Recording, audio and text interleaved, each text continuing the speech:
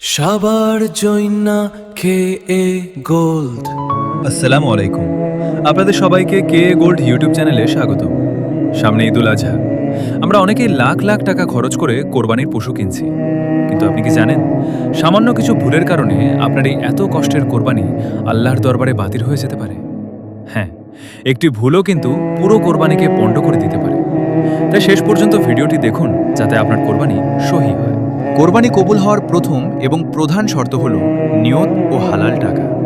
পবিত্র কোরআনে আল্লাহ স্পষ্ট বলেছেন, আল্লাহর কাছে কোরবানির গোশত বা রক্ত পৌঁছায় না, পৌঁছায় শুধু আপনার তাকওয়া বা মনের নিয়ত।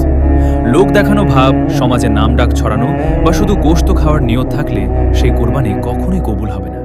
আর মনে রাখবেন, উপার্জনের টাকা 100% হালাল হতে হবে, হারাম টাকায় কোরবানি হয় না। দ্বিতীয়ত, যারা ভাগে কোরবানি দিচ্ছেন তারা সবচেয়ে বেশি সতর্ক থাকুন। 7 ভাগে কোরবানি দিলে যদি একজন অংশীদারের নিয়তেও গলদ থাকে বা তার টাকা হারাম হয়, তবে বাকি 6 জনের কোরবানিও কিন্তু আটকে যেতে পারে। এছাড়া পশুর দিকে নজর দিন। অন্ধ, অতিরিক্ত খোঁড়া, সিংগোড়া থেকে ভাঙা বা চরম রোগা পশু দিয়ে কোরবানি দিলে তা আদায় হবে না। তৃতীয় যে ভুলটি আমরা অনেকেই করি, কসাইয়ের পারিশ্রমিক।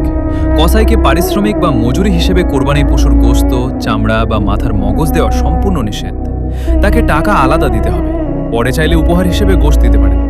আর কোরবানির পশুর চামড়া বিক্রি করলে সেই টাকা নিজের কোনো কাজে লাগানো যাবে না, তা গরিব এতিমদের সদকা করে দিতে হবে। কোরবানি শুধু একটি প্রথা নয়, এটি আল্লাহর প্রতি ভালোবাসার পরীক্ষা।